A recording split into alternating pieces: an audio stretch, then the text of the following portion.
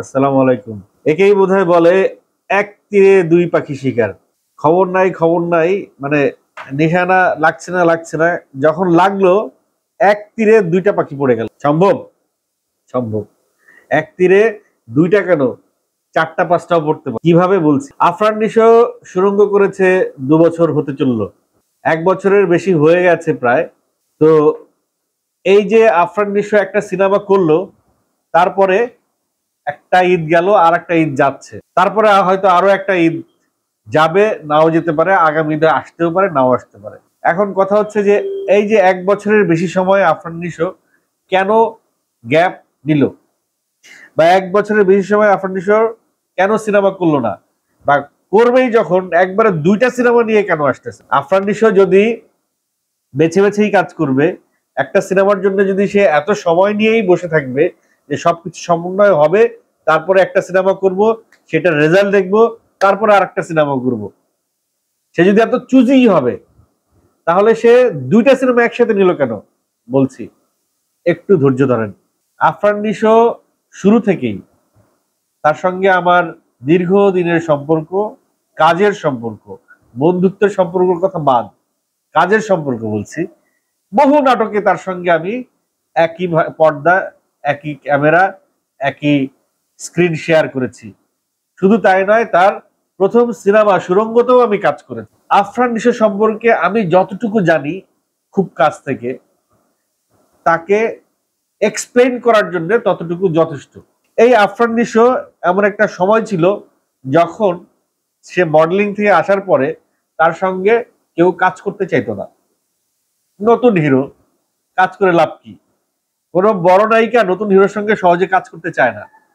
তো সেই struggle period থেকে আফরান নিশো শুরু হয়েছে, সেই থেকে স্ট্রাগল শুরু হয়েছে। তারপর থেকে আফরান নিশো যখন খুব বড় সুপারস্টার হইলো নাটকে, তখন কিন্তু সে আবার নতুন নায়িকাদের সঙ্গে কাজ করতো না। এটাই মিডিয়ার নিয়মই, এইটা। আপনাকে ব্রেক দেয় নাই তো আপনি কেন দিবেন? অথবা আপনি আপনার ক্যারিয়ারে কেন বিন্দুমাত্র ছাড় দিবেন নতুন একটা নায়িকা নিয়ে? তারপরেও যে আফরান নিশো নতুন কোনো নায়িকা নিয়ে কাজ করা নাই তা না, করেছে। যার মধ্যে সে সম্ভাবনা দেখেছে, যার মধ্যে সেই একটা ভবিষ্যৎ দেখতে পেয়েছে, তাকে নিয়ে কাজ করেছে। এবং মিডিয়াতে এমন অনেক ইতিহাস আছে যে আফরান নিশো আর অপূর্বর সঙ্গে অভিনয় করে সে নায়িকা হয়েছে, আদারওয়াইজ তার নায়িকা হওয়ার কোনো সম্ভাবনা ওইভাবে ছিল না। তাকে আরো অনেক সময় অপেক্ষা করতে হইতো, আমি কারো নাম বলতে চাই না। যেমনটা অপু বিশ্বাস আর বুবলি, শাকিব খানের সাথে যদি এই কন্টিনিউয়াসলি অভিনয় না করতো, অপু বিশ্বাস বা বুবলি আজকে এই অবস্থায় আসতো কিনা সন্দেহ আছে। থাকতো, তারাও নায়িকা হইতো, কিন্তু আজকের অপু বিশ্বাস আর আজকের বুবলি হওয়ার পেছনে কিন্তু শাকিব খানের অবদান আছে। যাই হোক, এটা অন্য প্রসঙ্গ। শাকিব খানের নতুন 2 সিনেমা, এক তীরে দুই পাখি মারা। এসবিএফ কলকাতার শ্রী ভেঙ্কটেশ ফিল্ম আর বাংলাদেশের আলফা আই যৌথভাবে বাংলাদেশে একটা কোম্পানি করছে, SBF alpha I entertainment limited. ভাই, দেশের টাকা বিদেশে চলে যাবে কিভাবে? এসবিএফ বাংলাদেশে ইনভেস্ট করবে আলফা এর মাধ্যমে। টাকা যা কামাই হবে, বেশিরভাগই তো যে বেশি টাকা দেবে সে বেশি প্রফিট নিবে, নিয়ে যাবে সব টাকা কলকাতায়। ওরা যখনই দেখছে বাংলাদেশে সিনেমার মার্কেটটা একটু ভালো হওয়া শুরু হয়েছে, তখনই কিন্তু বাংলাদেশে বর্ষি পাতা শুরু করছে। বাংলাদেশে নেটফ্লিক্স আসছে, বাংলাদেশে হইচই আসছে, বাংলাদেশে ইন্ডিয়ার অনেক ওটিটি প্ল্যাটফর্ম আসছে। তারা কিন্তু বাংলাদেশে ইনভেস্ট করছে এবং এই টাকাগুলা ডিজিটাল ওয়েতে, ডিজিটাল বাংলাদেশ থেকে ডিজিটাল ওয়েতে চলে যাচ্ছে ভারতে। যৌথ প্রযোজনায় হবে সিনেমা, এসবিএফ এন্টারটেনমেন্ট, এসবিএফ আর আলফা এন্টারটেনমেন্ট লিমিটেড নামে, কিন্তু কোম্পানি তো বাংলাদেশের স্ট্যাবলিশ হয়েছে, নাম হয়েছে এসবিএফ আর আলফা এন্টারটেনমেন্ট। এর বিস্তারিত আমি জানি না, বিস্তারিত জানতে পারলে আবার আপনাদেরকে জানাবো। তবে আপাত দৃষ্টিতে যা মনে হয় সেটা হচ্ছে গিয়ে যে এসবিএফ টাকা ঢালবে, প্রফিট সহ টাকা নিয়ে চলে যাবে। অর্থাৎ আমরা এসবিএফ টাকায়, ইন্ডিয়ার টাকায় সিনেমা বানাবো, ইন্ডিয়াকে দিয়ে দিব টাকা, আমরা মাঝখান থেকে এন্টারটেইন দেবো। এটা কোনো বড় বিষয় না, এন্টারটেনমেন্ট হইলেই হলো, সিনেমা হইলেই হলো। দেশাত্মবোধ পরে, আগে তো সিনেমা হোক, সিনেমা ঠিকঠাক হোক, পরে দেশাত্মবোধ নিয়ে ভাবা যাবে। আগে সিনেমার বাজারটা আরেকটু চাওয়ার হোক। তো নিশো প্রথম আলোকে বলছে যে সে যে এই গ্যাপটা নিল, এই গ্যাপ নেওয়ার কারণ হচ্ছে সে এই গ্যাপে আসলে সমন্বয় করতে চাইছে। একটা সিনেমার প্রত্যেকটা সেক্টরে সে সমন্বয় করতে চাইছে। সমন্বয় মানে কি, কি সমন্বয় করবে নিশো? তাকে তো প্রযোজক চুক্তিবদ্ধ করবে, সে গল্প পড়বে, সে কাজ অ্যাক্টিং করবে, এটাই কি শেষ? এটাই কি সমন্বয়? না। নিশো তার সিনেমায় ডিওপি কে হচ্ছে, তার সিনেমায় নায়িকা কে হচ্ছে, তার সিনেমায় মেকআপ আর্টিস্ট কে থাকছে, তার সিনেমায় আবার বাজেট কত থাকছে, তার সিনেমার নির্মাণের জন্য যা যা সাপোর্টিং দরকার সেই সমস্ত কিছু সাপোর্ট করার মতো প্রয়োজনীয় প্রতিষ্ঠানের সেই অ্যাবিলিটি আছে কিনা, বা নিশোর যে ডিমান্ডস গুলো আছে সেই ডিমান্ডস গুলা প্রয়োজনীয় প্রতিষ্ঠান মিট করতে পারবে কিনা, এই সমস্ত বিষয় সে বিবেচনা করছে। এটাকেই সে সমন্বয় বলছে। সেই সমন্বয়, সেই বিবেচনায় যখন সমস্ত কিছু মিলে গেছে তখন সে রাজি হয়েছে। আমিও কিন্তু নিশোর কাছে একজন প্রযোজক নিয়ে গিয়েছিলাম, একজন ডিরেক্টর নিয়ে গিয়েছিলাম, যত টাকা লাগে দিব ভাই, তুই খালি ক যে এই সিনেমায় তুই কাজ করবি, যত টাকা লাগে দিব। সেই লোকের সঙ্গে নিশো কথা বলেছে, দেখা করেছে, সময় দিয়েছে, কিন্তু ডেট দেয় নাই। সে বুঝছে, সে বুঝার চেষ্টা করছে, সে সমন্বয় করার চেষ্টা করছে। এটা বলতেছি আমি সুরঙ্গ রাগের কথা। তো সেই সমন্বয়টা তার হয়েছে কার সাথে হয়েছে? রায়হান রাফির সাথে হয়েছে। যখন সে দেখছে বাজারের সেরা পরিচালক রায়হান রাফি, বাজারের সেরা ওটিটি চরকি, বাজারের সেরা একজন প্রযোজক হতে পারে শাহরিয়ার শাকিল, সবকিছু মিলিয়ে যখন সে দেখছে সমন্বয়টা ভালোই হচ্ছে, টাকা পয়সা, লোকেশন, সাপোর্ট, মার্কেটিং, এভরিথিং যখন দেখছে সমন্বয়টা হচ্ছে, তখন সে সুরঙ্গতে নাম লিখাইছে। সুরঙ্গর বাইরে, আলফায়ের বাইরে সেখানে যাইতে পারলো না, সেখানে আবারও আলফাইতেই ঢুকলো। আলফাই সঙ্গে এসবিএফ আছে। আরো একটা কথা বলছে প্রথম আলো, যে একটা ওটিটি প্ল্যাটফর্ম এটার সঙ্গে যুক্ত থাকবে। তো ওটিটি প্ল্যাটফর্মের কি হবে চরকি ছাড়া? আলফায়ের সঙ্গে এখন গাঠবন্ধন কার সাথে আছে? চরকির সাথে আছে। চরকি আর আলফাই মিলেই তো যা করার করছে, তাইলে সেই খামাখা নামটা বলে দিলেই পারতো যে এটা চরকি। যাই হোক, চরকি হয়তো চায় নাই এখনই ফ্লাশ করতে, কারণ চরকি আপাতত ব্যস্ত আছে তুফান নিয়ে। তুফান ছাড়া চরকি আপাতত কিছু ভাবছে না হয়তো। তো রায়হান রাফিও ব্যস্ত আছে আপাতত তুফান নিয়ে, যার কারণে এখানে পরিচালকের নামটাও কিন্তু বলা হয় নাই পরিচালককে। আমার কাছে মনে হয় পরিচালক রায়হান রাফি হবে।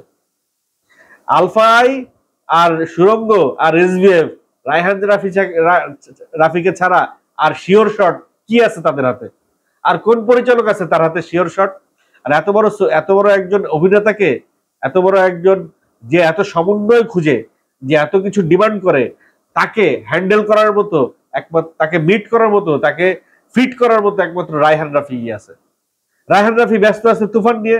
তুফানটা শেষ হবে, তারপরে সিনেমার ঘোষণা আসবে, সিনেমার নাম এবং পরিচালকের ঘোষণা আসবে।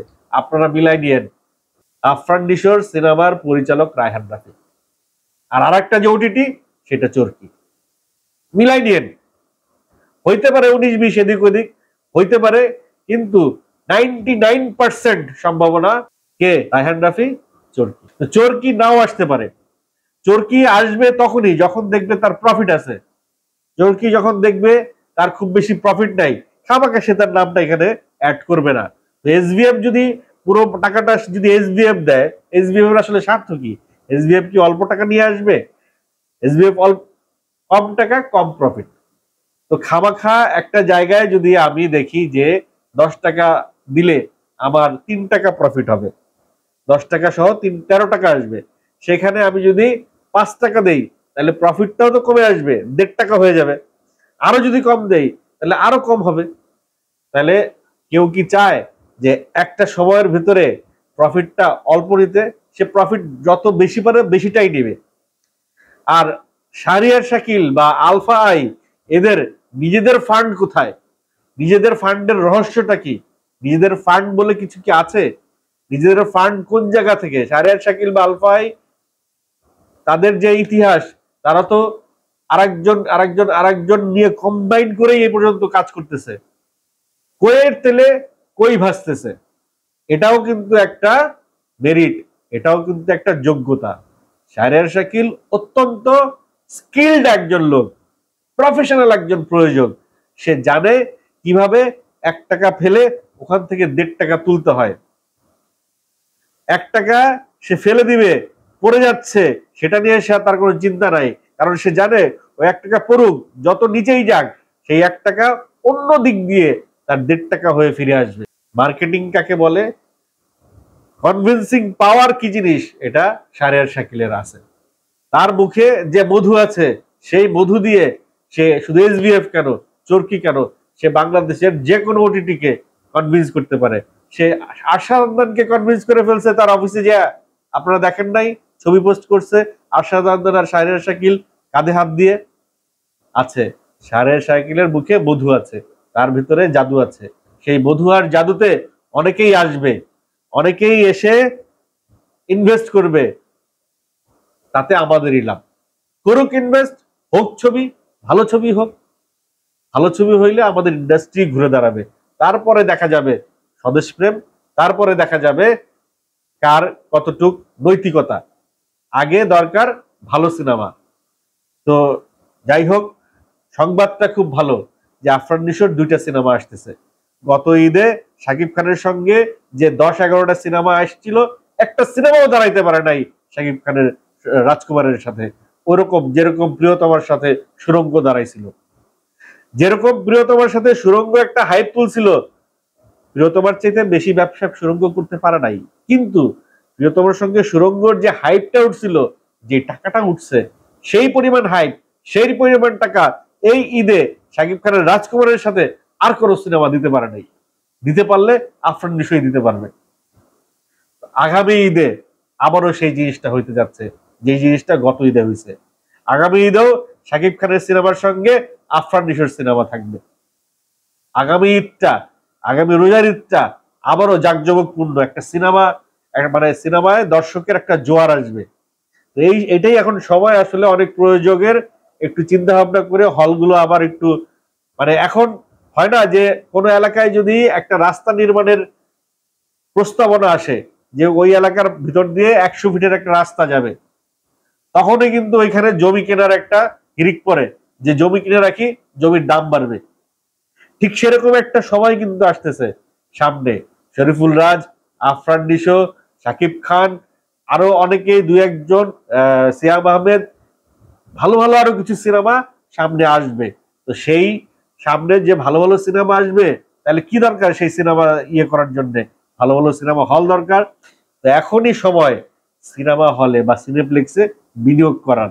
যে রাস্তা হইলে যেরকম একটা হিড়িক পরে জমি কেনার, ঠিক তেমনি এখনই সময় সিনেমা হলে বিনিয়োগ করার। Afran Nisho is back. সময় নিছে কিন্তু ডাবল ধামাকা দিছে, সময় নিছে কিন্তু 2টা সিনেমার ঘোষণা দিছে। একটু সময় নিলে কি হবে, ফল, ওই যে সবুরের ফল মিষ্টি হয়, সবুরে মেওয়া ফলে, বিষয় এরকম একটা কথা আছে না, সবুরে মেওয়া ফলে।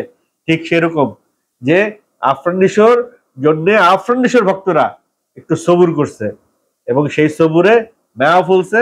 2টা, একটা না, 2টা, দুইটা সিনেমা নিয়ে আসতেছে আফরান নিশো। তো আফরান নিশোর ভক্তদের আর এর চেয়ে বেশি খুশির সংবাদ কি হইতে পারে? Best of luck Afran Nisho, best of luck SBF আলফাই এন্টারটেনমেন্ট লিমিটেড, নতুন কোম্পানি। বেস্ট অফ লাক তো করতেই হয়, তাই না?